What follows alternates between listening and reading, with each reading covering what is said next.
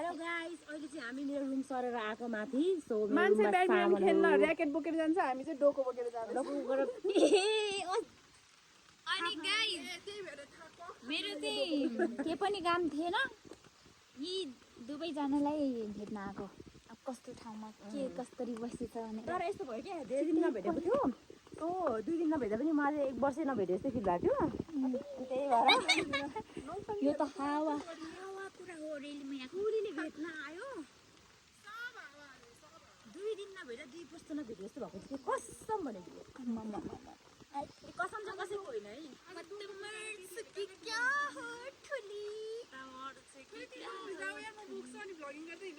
हजुर ल त सक्नुहुन्छ, सक्दैन होला।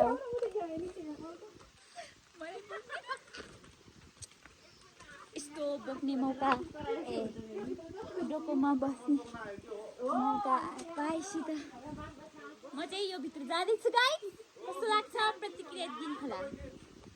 दिदीले मलाई लडाइदिने होला।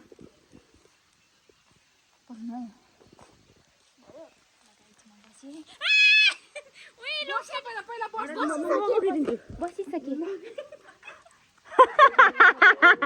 आया ओइ ढोको भाछ सीता आन्टीले उडाउँछ है। सीता आन्टीले उडाउँछ अहिले ढोको भाजी राइसक्यो यार।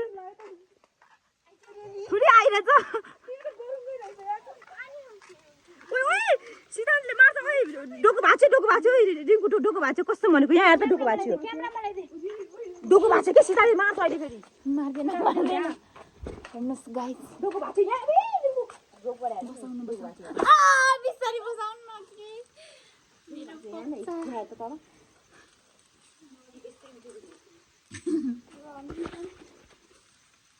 ल गाह्रो छ एकछिन त रमाइलो भइरहेको थियो।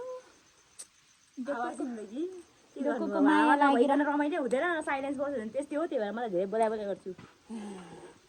अलिकति हाउडे हुनुपर्छ अनि मात्र रमाइलो हुन्छ। अदरवाइज त्यहाँ फेरि ठिक।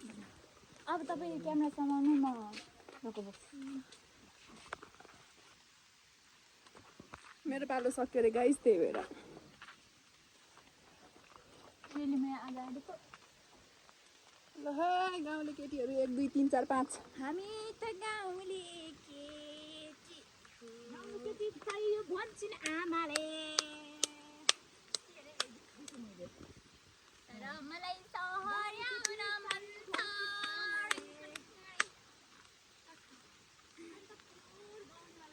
रेलीलाई जब यति भारी पनि बोक्न नसक्दो रहेछ बाटो पनि क्या। मलाई अन्त त्यसले मैले बोक्न सक्दा मैले मेरो टेन्सन, उसले बोक्न नसक्ने छ अनि मेरो टेन्सन लिने क्या। होइन कि मान्छेहरू त बोकेर आएको बाटोबाट आफू बोक्न सक्दैन अनि मलाई धाक देखाउँछ। मलाई यस्तो मन पर्दैन। छिटो आइज नि यार गाउँले केटी। हामीलाई दिन्छ त राखेर आकाले दिइहाल्छु नि हौ। हाम्रा केटाहरू नत्र डोकोले छोपाउला नि।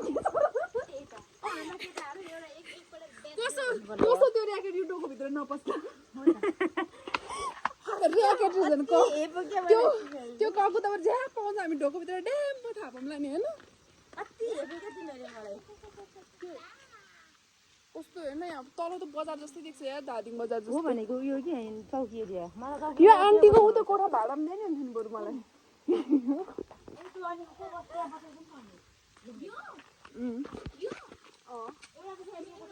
त्यही त नि आन्टीहरू बस्छ नि त त्यहाँ। यतिकै भनेको मैले। भरे त उ त बाख्राको खोर पो थियो। तर यहाँ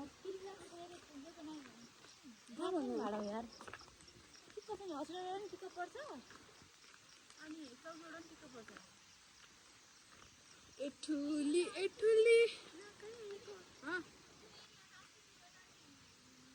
गडाङगुडुङको आन्टीले खनेको नि बिचारा। यस्तो रहेछ कि सम्म बनायो भने यो देख्दो रहेछ कि म पनि केही देखेन, यो रेली मात्रै देखेको छ।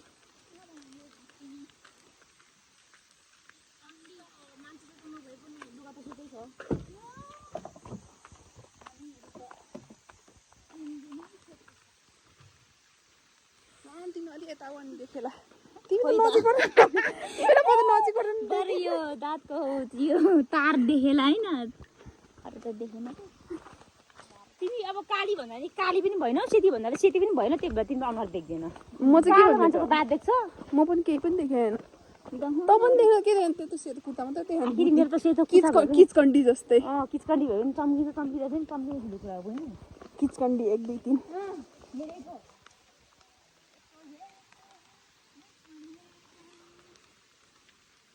चप्पल लगाएर एक गेम बजाइदिउँ ल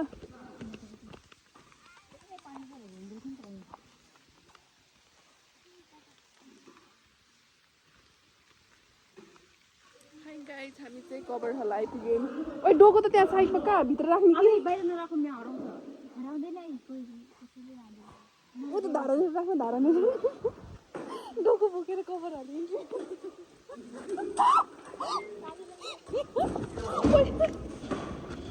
इटा फुटाउलाई ए सरी दाइ हामी चाहिँ हलमा आइपुग्यौँ डोको कहाँ राख्यो गाइस बल्ल देखेँ आफूले राम्रै रहेछु त म पनि राम्रै रहेछु त यहाँ किन नआएको त यहाँ म्याच धमाधम म्याच हुँदैछ हामी पनि पायो भने एक गेम खेल्नु गेमै सुरु भएको रहेछ यहाँ हामी त कति दिन बस्नु छ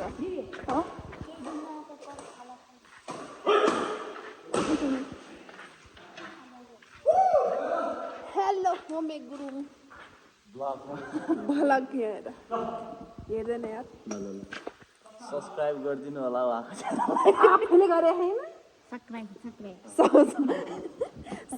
पनि गरेको छैन होला सब्सक्राइब गरिदिनु होला